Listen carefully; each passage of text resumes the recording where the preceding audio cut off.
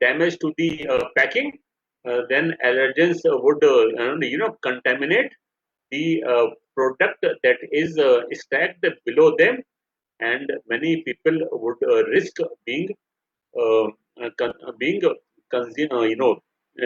served these allergens. So allergens should always be stored below other food products, and especially on the floor.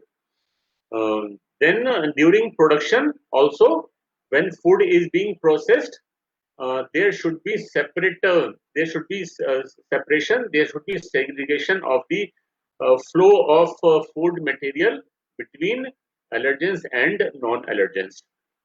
Entire set of dedicated machinery or processing equipments should be used for allergens, and after processing, those machine, those equipments, those gadgets should be thoroughly cleaned and disinfected if they are going to be used for other non-allergen containing food products. Dedicated pallets, equipments, and bins to be used for allergens. And last, very prompt cleaning of any spillage. And if you have processed any food product that has any of these eight as one of the ingredient, then entire premises should be cleaned and disinfected if possible before any non-allergen containing food product is processed. And it also very important to use all the required personal protective equipments to ensure that you are not fed these allergens even accidentally or unintentionally. So these are the four methods by which we can ensure allergens are not mixed with non-allergens.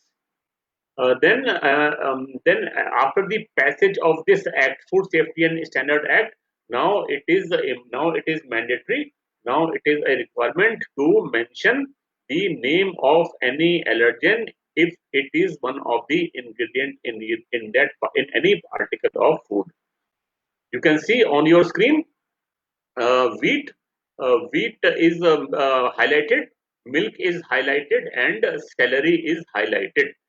Celery is not an allergen in India, but in many countries, celery is also considered as one of the allergens. So all the allergens are highlighted and mentioned in bold letters. In India also, it is a requirement that if your food product has any of these eight allergens, you have to mention that on the label of that food product. So we have covered the introduction to food safety part, hazards part, food hazards, physical hazards, chemical hazards, biological hazards, and we have covered all about the allergens. And now we will discuss the other important issue related to food safety, that is food spoilage. Because food spoilage is also one of the very serious concern in our country, and I'm sure you know approximately 25% of all fresh product gets spoiled because of one or the other reason, and the main reason behind this spoilage is a lack of processing facilities or shortage of processing facilities. The produce is not removed from the farm in time, and the produce is not produce does not reaches a cold storage in time, and you know what happens then, bacteria and virus and other fungi, those microorganisms, they cause the food to spoil in the farm itself. And what is food spoilage? Food spoilage occurs when the original nutritional value, texture, and or flavor of the food are affected or degraded, and the food becomes harmful to people and unsuitable to eat.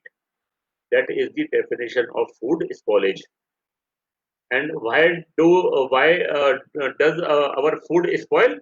Food may spoil because of many reasons, many factors. This is the list of 21 factors that are instrumental in food getting spoiled. If there is a deviation in the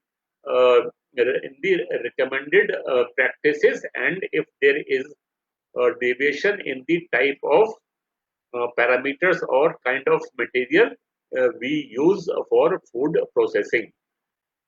Very common factors, for example, temperature. We just discussed the temperature danger zone. If you expose any article of food to that range, what was that range? Temperature danger zone? 5 to degrees Celsius. to minus 50 degrees Celsius. Yeah. So if you expose any article of food to that range, 5 degrees centigrade to 30 or 60 degrees centigrade, it will support bacterial survival and multiplication, and ultimately the exposed food product will be.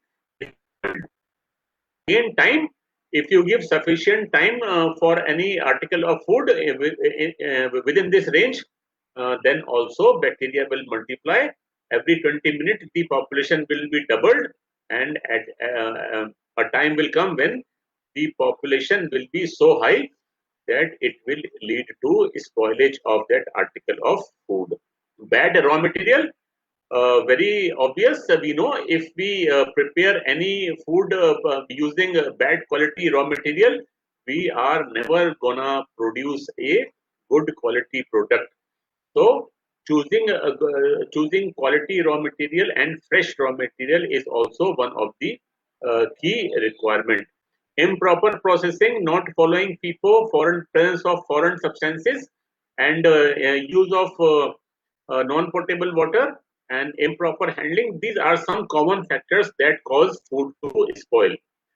There is no need to individually discuss these factors, because in our in our next sections, we will discuss these issues in detail. Symptoms of food spoilage.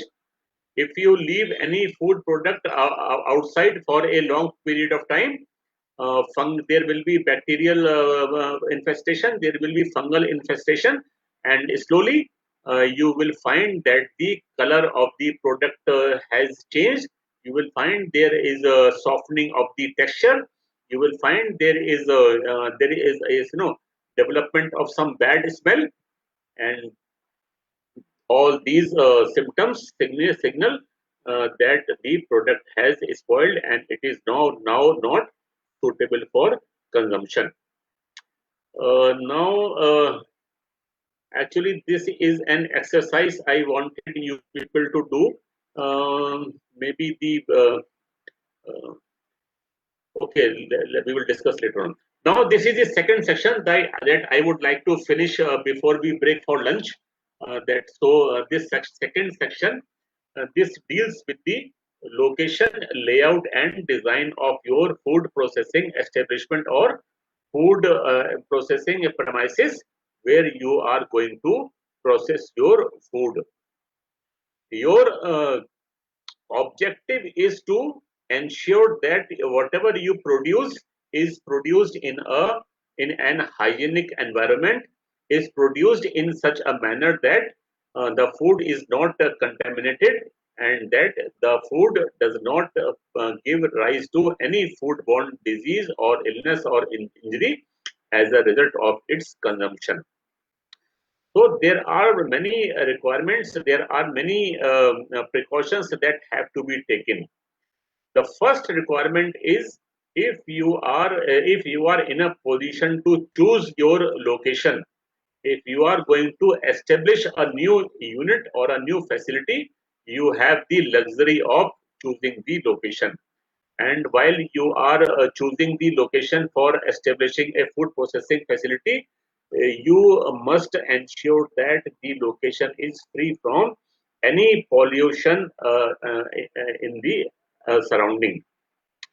The location should be away from any polluting industry. The location should be away from any area that where the environment is full of pollution, whether it is because of dust, dirt, smoke, or other airborne pollutants.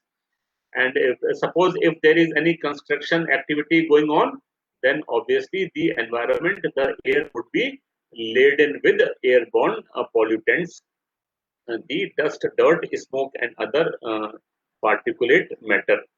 Then the location should also be away from any area where there is garbage is being dumped, and there is no removal of that garbage from that area.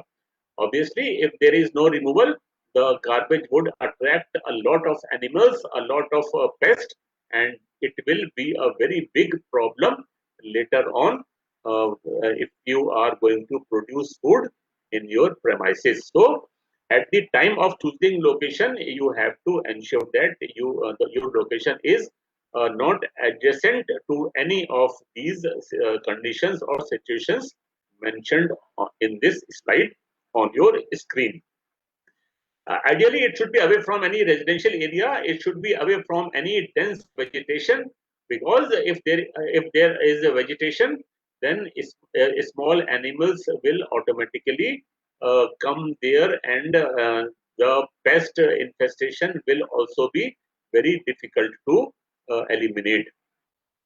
Then potential sources of contamination like rubbish, there should be no stagnant water nearby, and there should not be any toilet facilities or open drains or any area where animals are roaming around. So the location should be free from any such situation and away from any polluting industry or any locality that is not hygienic, or any place where pest infestation is difficult to maintain. So now we will discuss these requirements with the help of some images. You can see on your left there is a place where vegetation is there, and so if vegetation is there, small animals and pests and birds and other insects would automatically be a problem. Then stagnant water is very dirty.